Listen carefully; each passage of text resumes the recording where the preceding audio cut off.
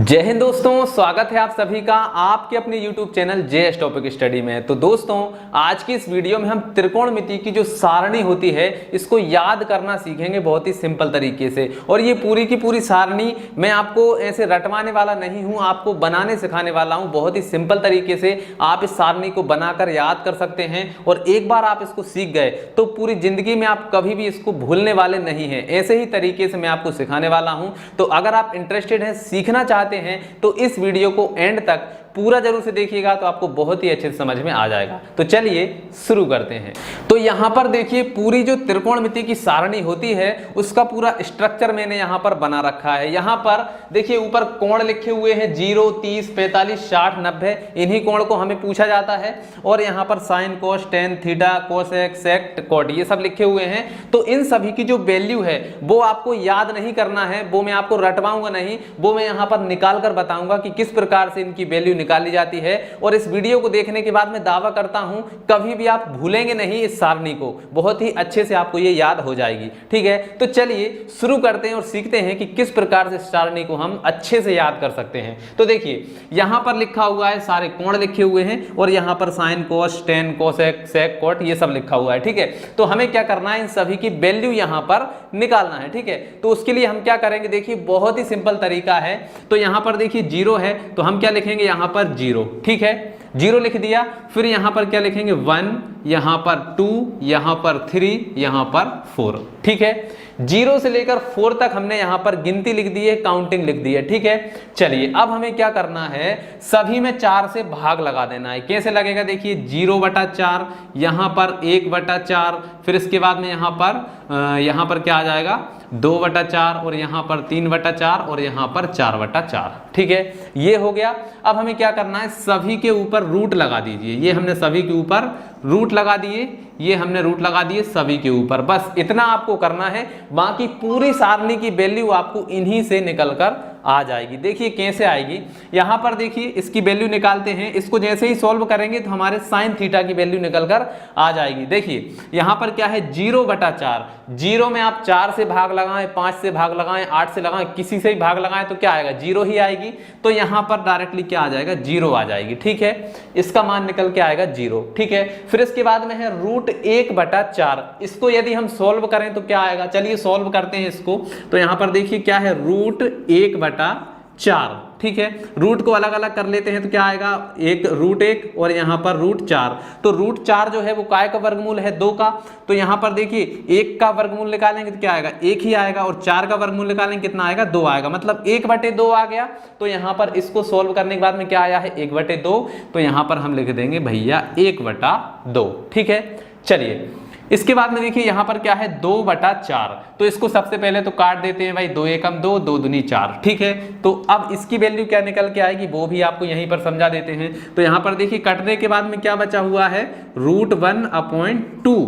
ठीक है, तो एक रूट को अलग अलग कर लेते हैं। तो ऊपर क्या है, √1 और नीचे क्या है, √2। ठीक है, तो जो 1 है वो तो रूट से बाहर निकल आएगा तो क्या आ जाएगा, ये 1 आ जाएगा। लेकिन जो 2 है ये तो √2 ही रहेगा। तो यहां पर इसका मान क्या हो जाएगा, 1/√2। ठीक है, तो इसको सॉल्व करने के बाद में क्या आ जाएगा, 1/√2 आ जाएगा। तो हम यहां पर लिख देंगे 1/√2। ठीक है, तो देखिए ये हमारी साइन थीटा की वैल्यू यहां पर निकलती आ रही है। ठीक है, अब इसके बाद में देखिए यहां पर क्या है, √3/4। इसको भी सॉल्व कर लेते हैं तो क्या आ जाएगा, देखिए यहां पर क्या है, √3/4 यही है। अब क्या करना है, इसको हम क्या करेंगे, रूट को अलग अलग कर लेते हैं। तो ऊपर क्या है, √3 नीचे क्या है, √4। तो √4 जो है ये काय का स्क्वायर है, 2 का है। तो यहां पर इसको सॉल्व करने के बाद में क्या आ जाएगा, 2 आ जाएगा। तो इसकी वैल्यू क्या आ गई, √3/2। तो यहां पर आ जाएगा भैया √3/2 आ गया। ठीक है, क्लियर है। इसके बाद में देखिए यहां पर क्या है, 4/4 है, 4/4। तो यहां पर सीधा सीधा 4 से 4 कट जाएगा और क्या बचेगा, यहां पर बचेगा हमारा √1/1। 1 से 1 कट जाएगा तो यहां पर क्या आ जाएगा, रूट का 1 आ जाएगा। ठीक है, क्लियर।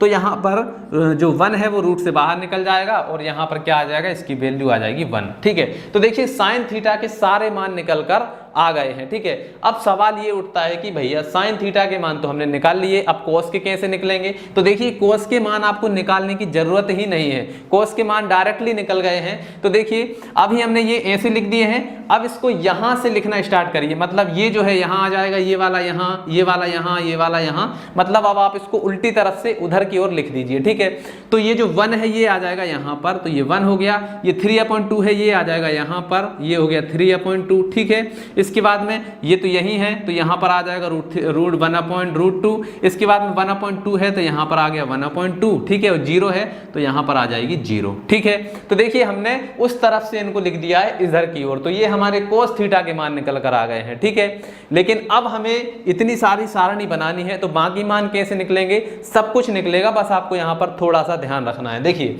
अब हमें क्या करना है, आपको एक फार्मूला पता होगा त्रिकोणमिति की सर्वसमीका है कि tan थीटा बराबर क्या होता है? tan थीटा बराबर होता है sin थीटा बटे कोस थीटा। ठीक है, ये एक फार्मूला है tan थीटा का। ठीक है, tan थीटा बराबर होता है sin थीटा बटे कोस थीटा। ठीक है, तो यहां पर यदि हम sin थीटा से कोस थीटा sin थीटा में कोस थीटा से यदि हम भाग लगा दें तो क्या निकलेगा? tan थीटा निकलेगा। तो यहां पर भाग लगा दीजिए, तो देखिए sin और कोस नीचे ही है, sin बटे कोस करेंगे तो हमारा यहां पर tan का मान निकलेगा। तो देखिए 0 में 1 से भाग लगाएंगे तो क्या जाएगा? 0 ही आ जाएगा। ठीक है, तो tan 0 का मान 0 आ गया। इसके बाद में देखिए इसके बटे में ये आ जाएगा यानी 1/2, फिर इसके बटे में क्या है? √3/2। तो देखिए 2 से 2 कट गया, यहां पर क्या बचा? 1/√3, तो यहां पर आ जाएगा 1/√3। तो देखिए tan यहां पर 30 का मान निकल के आ गया। इसके बाद में देखिए यहां पर ये इससे पूरा का पूरा कट जाएगा तो यहां पर क्या आ जाएगा? 1 आ जाएगा। ठीक है, देखिए इसके बटे में ये आ जाएगा यानी कि 1/√2, फिर बटे में 1/√2, तो ये कट जाएगा कितनी बार में? एक बार में, तो ये डायरेक्टली यहाँ पर हमारा 1 आ गया। ठीक है, फिर यहाँ पर भी देखिए 2 से 2 कट जाएगा और यहाँ पर क्या बचेगा? √3/1, तो 1 का तो कोई मतलब है नहीं, तो यहाँ पर डायरेक्टली क्या आ जाएगा? √3 आ जाएगा। ठीक है, और यहाँ पर 1/0। ठीक है, तो यहाँ पर आप समझिए कि देखिए 1 है 1/0। ठीक है, तो ये क्या हो गया? उल्टा हो गया। जैसे कि हमने संख्याएं देखी हैं क्या होती हैं? 0, 1, 2, 3, तो सभी के बटे में क्या होता है? 1 होता है। ठीक है, लेकिन यहाँ पर क्या है? उल्टा है, 1/0 है, तो ये कोई संख्या है ही नहीं। जब कोई संख्या नहीं है तो वहां पर क्या आ जाएगा? अपरिभाषित। ये हो गया अपरिभाषित यानी कि अनंत, इनफिनिटी आ गया। ठीक है, तो ये हमारे साइन कोस टेन तीन चीजों के मान हमारे निकल कर आ गए हैं। साइन कोस टेन तीनों के मान निकल कर आ गए हैं। अब हमें चाहिए कोसेक का, सेक का और कोट का। तो जब आपने ये मान निकाल लिए तो इनका जस्ट उल्टा होता है ये। ठीक है, तो अब हम देखिए साइन का उल्टा क्या होता है? कोसेक होता है, कोस का उल्टा क्या होता है? सेक होता है, और यहाँ पर टेन का उल्टा क्या होता है? कोट होता है। ठीक है, तो इन सभी को मान को हम पलट देंगे तो हमारे ये सारे मान निकल कर भी आ जाएंगे। ठीक है, तो चलिए पलट देते हैं। तो देखिए 0 है, 0 का उल्टा क्या हो जाएगा? इनफिनिटी। ठीक है, तो ये अनंत जो है ये यहाँ पर आ जाएगा। 0 का उल्टा क्या होता है? अनंत होता है, तो ये अनंत आ गया। फिर इसके बाद में देखिए इसका उल्टा क्या हो जाएगा? 1/2 का उल्टा हो जाएगा 2। ठीक है, तो यहां पर आ जाएगा 2। ठीक है, इसको भी पलट दो तो यहां पर क्या आ जाएगा? 1/√2 है, तो ये क्या बचेगा? √2 आ जाएगा। बटे में 1 है तो कोई मतलब नहीं है।